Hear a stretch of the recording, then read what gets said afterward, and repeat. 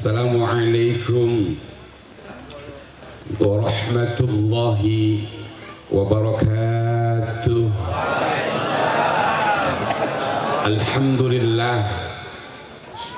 Alhamdulillahilladzi ja'alana min ummatil marhumah wa hadana ila tariqati ahli sunnah wal jamaah. Ashhadu an la ilaha illallah wahdahu la syarika lah wa ashhadu anna sayyidana wa nabiyyana Muhammadan abduhu wa rasuluhu la nabiyya ba'dah. Allahumma salli wa sallim wa barik ala sayyidina Muhammad wa ala alihi wa ashabihi wa man tabi'ahu bi ihsani ila yaumil qiyamah. La hawla wa la quwwata illa billahil aliyil azim, amma ba'd. Yang mulia segenap para masyayikh, para asatidz, para hujjaj, para tokoh masyarakat, ketua-ketua DKM, masjid dan musholah, serta pimpinan-pimpinan majlis taklim yang banyak hadir pada kesempatan malam hari ini. Teriring doa untuk guru-guru kita yang mulia yang ada di hadapan kita. Mohon ikhlas dan ridhonya walaupun saya tidak sebutkan satu persatu namanya, karena memang waktu yang sudah larut malam. Teriring doa untuk beliau-beliau semuanya, mudah-mudahan Allah Subhanahu wa taala senantiasa terus panjangkan umur beliau dalam keadaan sehat wal afiat. Wabil khusus sahibul bait wa sahibul hajat Hadratul Karam Al-Walid Ayahanda Ustadz Haji Otib dan menantu beliau akhirnya fil mahbub Adinda Ustadz Ahmad Fitra As-Saidi SPDI, para ibu hadirin dan para pimpinan-pimpinan yang hadir pada kesempatan malam hari ini. Tidak heran kalau memang beliau baginda Rasulullah Sallallahu Alaihi Wasallam sampai kapanpun untuk diperingati kelahirannya adalah hal yang teramat indah. Seperti yang kita dengar yang disampaikan oleh guru-guru kita, ada satu kitab namanya An-Ni'matul Kubra fil Alam yang dikarang oleh Asy-Syaikh Al-Alim Al-Alamah,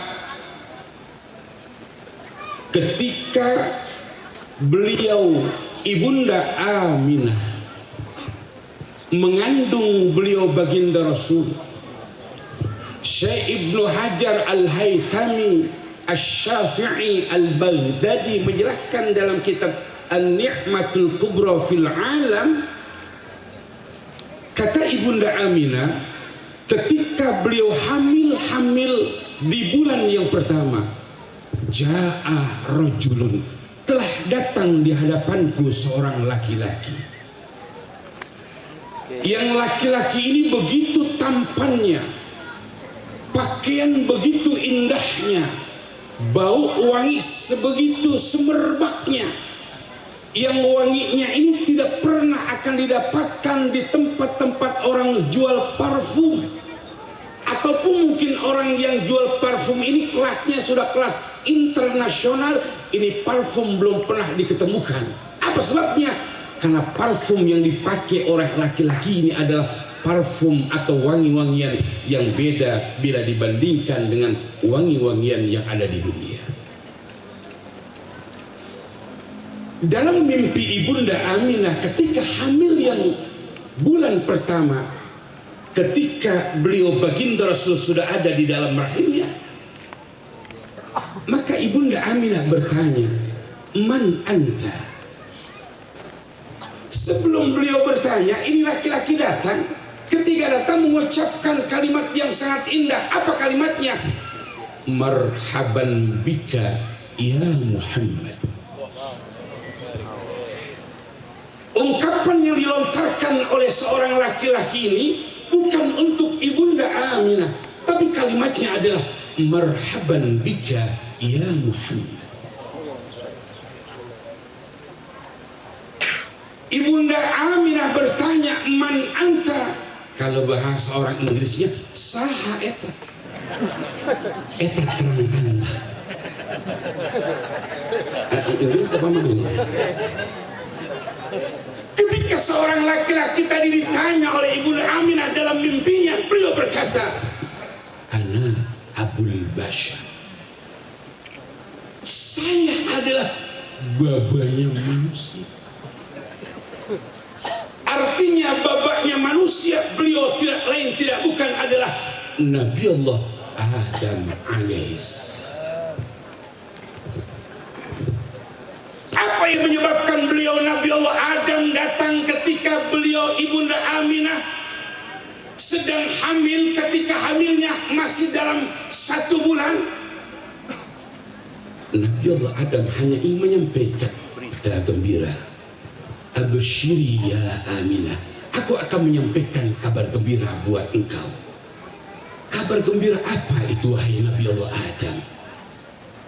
Yang sedang ada di kandunganmu, yang sekarang ada di dalam rahimmu adalah, kata beliau Nabi Adam, Sayyidul Bashar, pemimpin manusia di dunia. Walaupun beliau baginda Rasul, ketika dijadikan oleh Allah menjadi Nabi yang terakhir, Rasul yang terakhir, tapi beliau Allah jadikan Imamul Mursalin wa Imamul Anbiya. Ketika memasuki bulan yang kedua, pada saat hamilnya beliau baginda Rasul, Ibunda Aminah pun didatangi lagi oleh seorang laki-laki yang sama, bukan wajahnya tapi bentuknya, pakaiannya, wanginya. Ketika sampai laki-laki berkata, Assalamu alayka ya Rasulullah. Ibunda Aminah nanya, man anta? Siapa kamu? Kata laki-laki yang datang dalam mimpi ketika di bulan yang kedua, beliau berkata, ana Syith. Saya adalah Nabiullah Syith. Untuk apa saya datang menyampaikan kabar gembira kepada engkau? Apa sebabnya? Karena yang engkau kandung adalah an-nabiyyu sahibut takwil wal hadith. Nabi yang memiliki takwil yang sangat luar biasa. Apa yang diucapkan oleh anakmu nanti, apa yang disampaikan oleh anakmu nanti, itu tidak pernah akan meleset. Mengapa? Karena Allah jelaskan dalam Al-Quran, وَمَا يَنْطِقُ عَنِ الْهَوَى إِنْ هُوَ إِلَّا وَحْيٌ يُوحَى. Contoh, ketika dunia yang sekarang ini kita tempati, perasaan kita kayaknya baru kemarin loh pergantian tahun baru 2021. Hari ini kita sudah 17 hari kita lewati. Perasaan kita baru kemarin ibu-ibu kumpul sama keluarga yang nyewa tempat di hotel misalnya, di villa contohnya, atau di tempat-tempat penginapan umpamanya.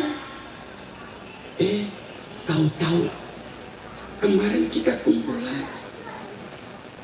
Begitu cepat waktu berlalu, begitu cepat waktu berjalan, yang seakan-akan di antara kita, perasaan kita baru kemarin loh melaksanakan yang namanya sholat sunnah taraweh.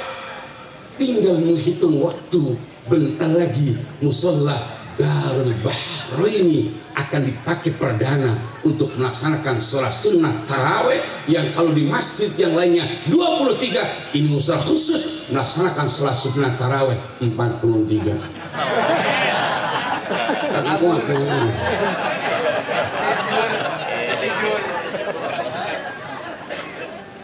Perasaan kata guru-guru kita itu kemarin masih berupa yang namanya kebun, masih banyak rumput dan ilalang. Tahu-tahu sekarang sudah berdiri dengan megahnya bangunan musola Darul Bahrain. Ya, hadirin jemaah yang dimuliakan oleh Allah Subhanahu wa taala. Baginda Rasul sudah prediksi 1400 tahun yang lalu, kata beliau, nanti di akhir zaman nanti berapa banyak bangunan-bangunan tempat ibadah bermunculan, masjid banyak, musola banyak, surau banyak, langgar banyak, majlis taklim banyak, kata Rasulullah. Tapi coba lihat nanti ketika mereka membangun masjid dan musola, lihat jamaahnya yang hadir. Tetapi ketika musola Darul Bahrain ini dibangun oleh keluarga besar Al-Walid Ayahanda Ustaz Haji Khotib, tujuannya dalam rangka untuk memberikan sarana buat kita yang mungkin kemarin kita melaksanakan sholat sunnah tarawehnya masih di tempat yang jauh. Besok ini musola ada di depan mata. Kalau bahasa Jermannya abonan, kita kagak tahu. Kalau kemarin kan ditanya sama Adinda Ustaz Fitur, apa kagak terawih buat? Masjidnya kejauhan. Apanya kagak terawih? Musolanya kagak ada, udah dibangunin. Besok udah dibangunin, kira-kira alasannya apa lagi? Itu berbahaya. Ketika hari ini kita diingatkan lewat peringatan Maulid dan peresmian musola Darul Bahrain, ingetin kepada kita, bolehlah di tempat lain mereka membangun masjid dan musola, tujuannya bukan kan untuk melaksanakan ibadah, cuma hanya pengen nyohor doang, nyohor, pengen terkenal. Tapi musola Darul Bahrain bukan seperti itu. Apa sebabnya? Yang hadir di hadapan kita adalah para masyayikh yang keilmuannya sudah tidak diragukan lah. Sallu ala Muhammad. Hadirin jemaah yang berbahagia, ini saya belum ceramah. Wah, kalau katakan dari Madinah masih pembukaan banyak masih. Cuman kan masalahnya udah jam 11 kurang 20 menit. Emak-emak yang ada di samping kanan kiri saya kalau katakan dari Ahmad Fauzi udah nggak konsen. Apa sebabnya? Jasadnya ada di halaman musola Bahrain ini, tetapi hatinya sedang memikirkan itu Andin nasibnya kayak mana. Apa sebabnya? Ketika si Andin dihadapkan oleh omnya bernama Om Irfan, di hadapan mertuanya Mama Rosa, di sampingnya ada suaminya si Al, di sampingnya ada sepupunya namanya si Jessica. Maka Om Irfan berkata, Andin, kau tinggal pilih saya atau pilih yang lainnya. Si Andin dengan tegas berkata, aku pilih Mama Rosa. Yes. Itu yang tepuk tangan langganan nonton TV.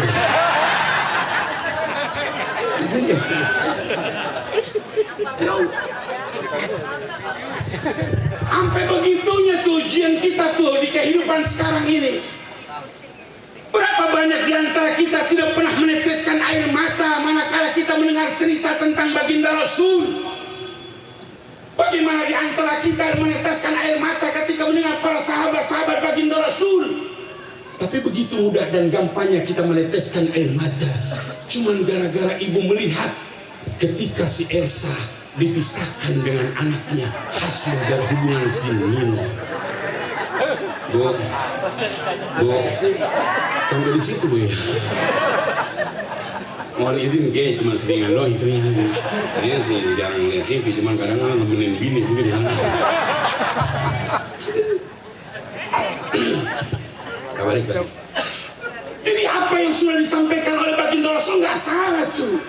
Ya, makanya ketika malam hari ini diresmikan musola Darul Bahrain, yang diresmikan ditandatangani prasasti oleh guru kita Al-Walid Abuya Ayahanda Kiai Haji Mir'an Syamsuri, yang disaksikan oleh para guru-guru kita yang lainnya. Ini musola bukan hanya sekedar cantik zahirnya, tetapi fa insyaallah seluruh orang-orang yang akan masuk di tempatnya, masyarakat yang ada di lingkungannya, jamaah nanti yang akan melaksanakan ibadah, fa insyaallah semuanya akan mendapatkan keberkahan di hadapan Allah Subhanahu wa taala. Hadirin jamaah yang dimuliakan oleh Allah Subhanahu wa taala. Ketika Nabiullah Syif menyampaikan kabar gembira kepada Ibunda Aminah, begitu bahagianya beliau. Di bulan yang ketiga, Ibunda Aminah mimpi sama. Ja'a rajulun, datang lagi laki-laki dengan wajah yang beda, tapi begitu tampannya, begitu semerbak wanginya, begitu pakaian yang sangat indahnya. Ketika sampai, itu laki-laki berkata, "Assalamu alayka ya Nabi Allah." Ibunda Aminah bertanya, "Man anta?" Siapa kamu? Laki-laki tadi berkata, "Ana Idris." Saya adalah Nabi Allah Idris alaihissalam. Apa tujuan kamu datang menyampaikan kabar gembira? Ya Aminah, yang kau kandung nanti adalah An-Nabiyyu Ra'isu. Artinya sebagai pemimpin para nabi dan rasul. Ya. Hadirin jemaah berbahagia, itu baru di hamilan ketiga. Kalau sampai ke-9, sampai jam 12 kali. Jadi intinya malam hari ini kita dikumpulkan di tempat ini. Bagaimana ketika di antara kita begitu cintanya kepada beliau baginda Rasulullah sallallahu alaihi wasallam, maka pesan beliau baginda Rasulullah sallallahu alaihi wasallam di antaranya adalah, kalau kita pengen bahagia, kalau kita pengen beruntung, satu yang harus kita lakukan. Apa kata baginda Rasul? Dzikrudz dzunubil madiyah. Suruh banyak ingat terhadap dosa yang pernah kita perbuat. Bu, jujur. Karena kita banyak yang lupa, apa banyak yang ingat sama dosa. Kita anggap bahwa dosa saya udah sebulan yang lalu, pasti udah hilang menurut kita. Tapi di hadapan Allah nggak pernah ingat. Apa sebabnya? Malaikat kagak pernah buta, coy. Betapa mudahnya kita melupakan dosa yang pernah perbuat di hadapan Allah. Begitu gampangnya kita melupakan dosa yang pernah kita lakukan di hadapan Allah. Begitu gampang dan mudahnya kita lakukan perbuatan dosa, lupa di hadapan Allah. Sementara semuanya tercatat jelas di hadapan Allah. Suatu hari ada sahabat Rasulullah yang belum lama masuk Islam. Kemudian beliau, mohon maaf, nggak sengaja melihat perempuan. Jangan ditanya, bang, nih perempuan statusnya pelawan apa aja enggak. Udah jalannya masih AJB apa sengketa, jangan ditanya. Jadi tanya, kalau tanya pengen tanya tanda kepo gitu. Ketua, tahu apa lo gede. Ini sahabat nih, ketika melihat perempuan, padahal niatnya nggak sengaja, merasa itu perbuatan yang sangat luar biasa. Beliau lari ke atas gunung dalam mereka untuk bertaubat di hadapan Allah, munajat di hadapan Allah, minta ampunan di hadapan Allah. Kagak berani turun kalau nggak waktu malam. Apa sebabnya? Malu kalau siang banyak orang yang lihat.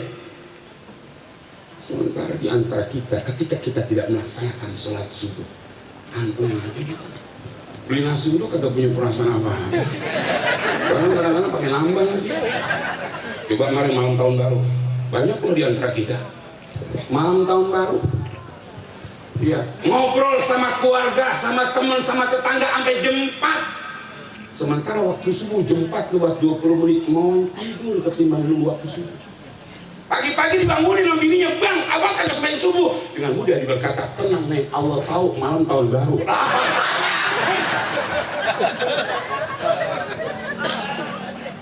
Berapa banyak di antara kita cuma gara-gara ngeliat bola, marah ngeliat bola Indonesia. Mau jangan. Ngaji pakai diliburin.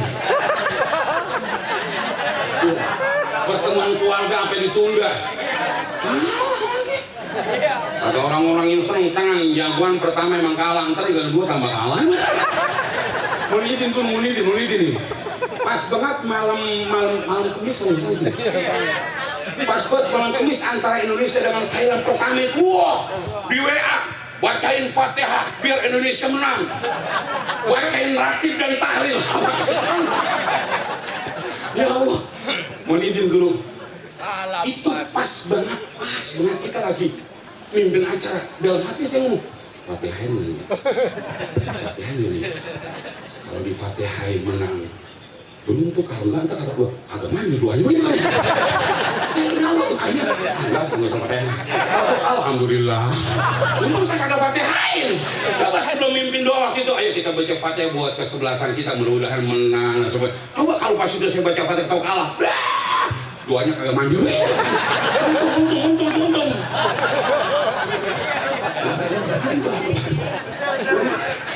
Ada sampai libur ngajinya, alasannya apa? An hubbul waton, cinta sama tanah air. Ya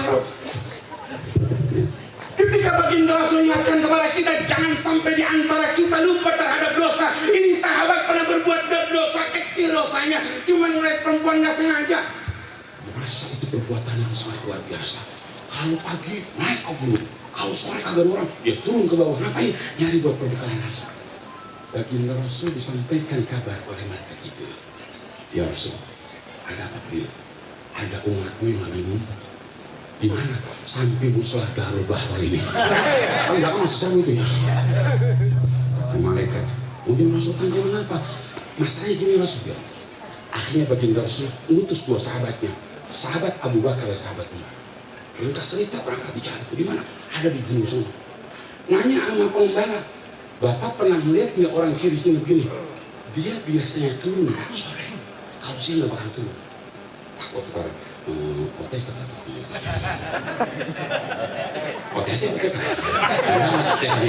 OTK. Akhirnya ditungguin, pas turun disamperin, akhirnya dia. Hatinya masih berbahagia. Akhirnya itu sudah. Akhirnya jadi bilang, lu tunggu aja kalau gitu. Ini makin mana sih? Sambil, bang, jangan didampingin saya bang. Waktu juga saya bang. Masa yang terang ada yang banser begitu? Tapi ini orang ikhlas, ini yang paling dulu masuk surga insya Allah. Awal lompong kagak ngaji sampai tiap malam jaga kemana-mana. Balik kan gitu loh. Udah jangan pakai minum. Perut saya pakai. Akhirnya dua sahabat dia bilang, ente dipanggil sama baginda Rasul. Oh, dia langsung nangis. Kalau sebabnya ketahuan. Udah bisa ketahuan. Nah, saya berani. Padahal dosanya cuma lihat itu udah nggak sengaja. Bang Lukman kagak sengaja. Naiknya kagak sengaja. Nggak sengaja. Merasa itu perbuatan dosa. Ente dipanggil sama baginda Rasul. Saya takut. Jangan kau pikirkan apa yang pernah kau perbuat, tapi yang kau pikirkan adalah kau dipanggil oleh baginda Rasul. Dengan berat karena takut nanti diomelin dan sebagainya, hanya berangkat juga. Dipanggil. Ya, akhirnya jangan siang-siang, kamu ntar aja sore-sore aja. Sore pas maghrib, pas nyampe tahu-tahu baginda Rasul lagi sholat. Udah lemes. Akhirnya diajak juga ngikut semuanya. Ya, baginda Rasul selesai sholat, dilihat yang tadi itu tahu. Udah nggak sadar. Ya, akhirnya dipanggil oleh baginda Rasul. Ketika sadar, ditanya, emang apa yang kau lakukan? Padahal Rasul tahu, Rasul saya nggak sengaja demi Allah. Saya lagi lewat ngeliat perempuan di depan rumah kagak pakai kudungan. Saya demi Allah Rasul saya nggak sengaja. Saya beda sama yang sebelah sana sengaja. Begitu kan? Apalagi depan saya. Saya tahu, ya Rasul saya maaf ya Allah. Saya takut ya Rasul. Ya, coba kau angkat matamu, lihat wajahku. Saya nggak berani ya Rasul, nggak berani. Apa sebabnya? Mata saya sudah banyak maksiat, nggak mungkin akan bisa melihat wajah wahai baginda Rasul. Nggak berani, saya nggak berani. Itu nangis. Akhirnya ketika dipaksa oleh baginda Rasul, ketika beliau melihat wajah baginda Rasulullah, langsung terjatuh. Apa yang terjadi? Ini laki-laki langsung meninggal dunia di pangkuan baginda Rasul. Kata sobat-sobat yang lain, kalau bahasa kasar itu dekat sama baginda Rasul, agak pakai nangis di paha beliau, apa mati lagi. Cuman gara-gara memikirkan dosa yang kecil. Malam hari ini kita diingatkan lewat peringatan Maulid dan peresmian musola Darul Bahrain. Berapa banyak di antara kita yang melakukan perbuatan dosa di hadapan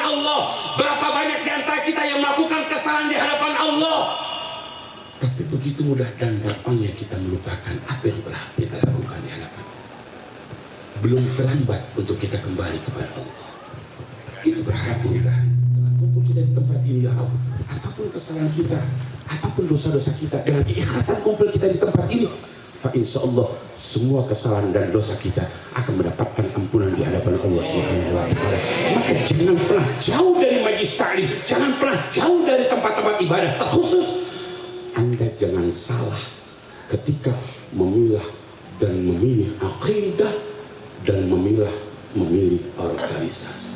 Hati-hati. Hari ini kita berkumpul lewat guru-guru kita berharap ya Allah, bukan hanya di halaman mushola Darul Bahrain kita dikumpulkan, yang terpenting suatu saat nanti Allah kumpulkan kita di dalam surga Allah Subhanahu wa Ta'ala. Pas jam 11 kurang 5 menit, doa 5 menit, jam 11 makan semuanya. Karena panitia udah kasih isyarat. Apa isyaratnya? Kembuli udah pada dingin. Makasih dari saya. Allahumma firqam. Assalamualaikum warahmatullahi wabarakatuh.